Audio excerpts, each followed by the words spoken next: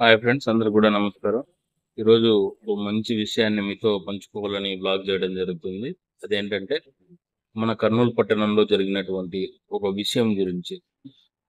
మన కర్నూలు జనరల్ హాస్పిటల్లో ఫిబ్రవరి 5వ తారీఖున బ్రెయిన్ డెడ్ అయినటువంటి గజ్జల పావనిలత అనేటువంటి మహిళ తీసుకున్నటువంటి ఒక చక్కటి నిర్ణయం ఈరోజు మరో ముగ్గురికి ప్రాణదానం చేయగలిగింది.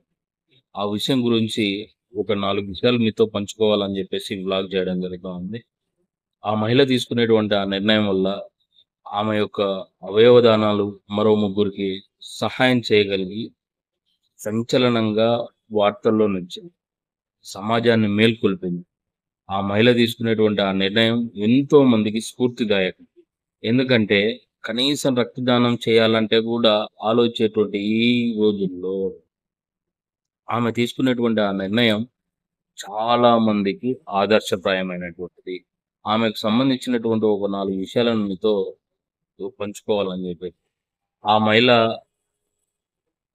ఎన్నో ఆహ్, ఆరోగ్య సమస్యలతో ఇబ్బంది పడిన ఆమె చివరగా తీసుకున్నటువంటి ఆ నిర్ణయం లంగ్స్ హైదరాబాద్‌లో నుంచి లివర్‌ని విజయవాడలోని మణిపాల్ హాస్పిటల్‌కు, అదేవిధంగా కళ్ళను మన కర్నూలు రెడ్ క్రాస్ సొసైటీకి చేరవేశారు. ఇక్కడ ఓ ముగ్గురికి మళ్ళీ ప్రాణం పోయగలిగింది ఆమె.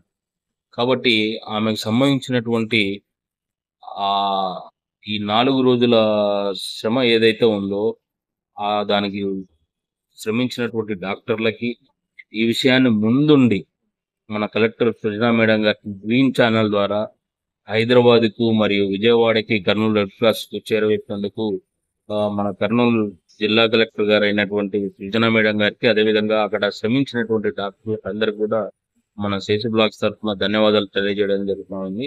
అదేవిధంగా ఆమెకు సంబంధించి ఒక కూతురు ఉంది. జ్యోత్స్న అనేటువంటి ఒక అమ్మాయి ఉంది. ఆ అమ్మాయికి సంబంధించి కూడా ఎవరో కాకుండా ప్రభుత్వమే ఆమె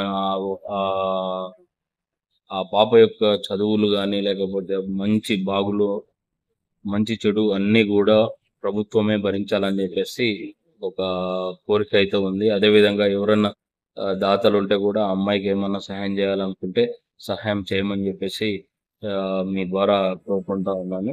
అదేవిధంగా ఇలాగే అందరూ కూడా అవేర్‌నెస్ కలిగి మరో ఒకరికి సహాయపడేటట్టుగా మన జీవితం సార్థకతం కావాలని చెప్పేసి మీకు అందరికి కూడా తెలియజేస్తా ఉన్నాను.